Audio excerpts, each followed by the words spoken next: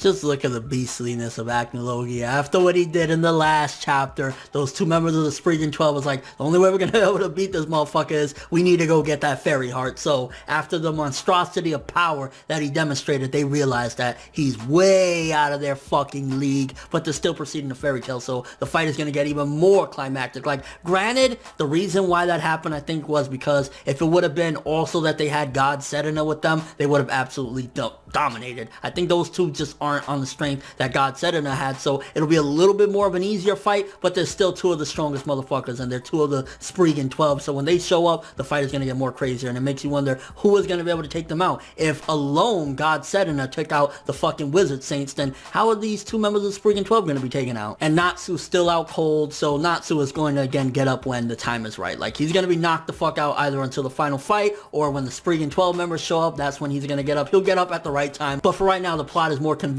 if he's knocked the fuck out. I'm curious if what happened to Laxus with the magic particles and shit like that from the Tartarus thing that still has him fucked up, if it's similar to what happened with Natsu. Is it something like that he has a tumor growing inside of him? Something along the lines of that, because, I mean, that was a year ago. If he's still feeling the side effects, then there's no fucking quick cure for that. Like, Laxus really could potentially die at some given point. If he's being affected by something that happened over a year ago, this is a serious problem. Kind of sucks though, because I would love to see Laxus at his 110%, and you know that shit is conveniently gonna affect him in the middle of a fight, something like that. So you can see that Laxus ain't really gonna have a fair one with anyone at this point. Granted, the plot is more than likely gonna be convenient so that he defeats his opponent or whatever, but he's going to need help in any fights at this point. Like, especially right now, he got that set up with him versus Waruhito, however the fuck you say that dude's name. Like, he's gonna fight him, probably fuck him up, but ultimately that sickness is gonna be something that is his downfall. And a lot of the chapter, to be honest, was downtime, you know, in the nighttime or whatever, everybody prepping for the next day of war, trying to get some sleep when they can. I ain't gonna lie, that shit with Gajio Levy funny as fuck. He's like, yo, I'm gonna put you in the slammer when I get back. Oh yeah, he's gonna slam that shit around, if you know what I mean. Like, I love that shit. Like, that's one of the few things that Fairy Tail does right opposed to other shonens. It's like the romance and the comedy with the romance is always nicely done, especially the Gajio and Levy relationship. Like, the little sexual things that are put in there is like, it's not too much, it's just right, and it's like, it really works well. To be honest with you, I want to see Dimaria go in, because what she did to Kagura the last time, all she did was rip her clothes off, and then what she did to Sharia in this chapter, just ripping her butt naked again, is like, I want to see Dimaria do some big shit. Like, she was gonna kill Sharia until Wendy came in like super motherfucker, but like, I want to see Dimaria do more. That's one of my complaints, I ain't gonna lie. I want to see Dimaria do more, and I guess it was showing the development of Wendy yet again, her and Sharia taking on and doing what usually would be Erza's job to come in and save the day. So that was kind of cool, although to be honest, at the same time, it does kind of feel like,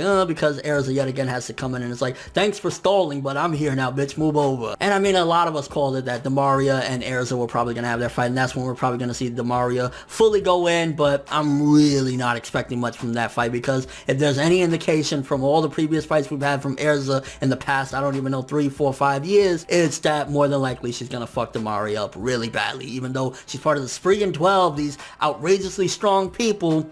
It is what it is. And yeah, honestly, setup chapter for the most part, it was good. A lot of downtime shots and stuff like that, but it was still an okay chapter, honestly. Decent to good. I want to say a solid 7 for this chapter. We got the setup with Laxus versus Waruhito, and then we got Erza and Kagura on the scene with Dimaria and stuff like that. So a couple different good things going on, honestly. Again, good chapter for the most part. I just really hope we get more badassery from Dimaria. I hope Erza's fight ain't gonna be shit, which, again, I'm not expecting too much. And Laxus' downfall is probably gonna be that sickness. But let me know what you thought of the chapter. What do you think about Laxus? Does he have the same condition that Natsu has right now, but it was untreated, so he's kind of fucked at this point? Do you think he's gonna die because of it, or it's gonna affect his battles to the point where he gets killed in a battle? Like, that would be perfect, although it's Fairy Tail, so I'm not expecting Laxus to die, but that would be perfect for him to die in battle because of that. And your overall thoughts of the chapter. Again, good one for the most part. But thanks for watching. If you enjoyed anything about this video, make sure to drop me a like. I'd greatly appreciate it. And if you want more from me, make sure to subscribe, follow me on Twitter, Instagram, stalk me on Facebook if you want more from me when the video ends. I'm ForneverWorld, and as always, people, have an awesome day.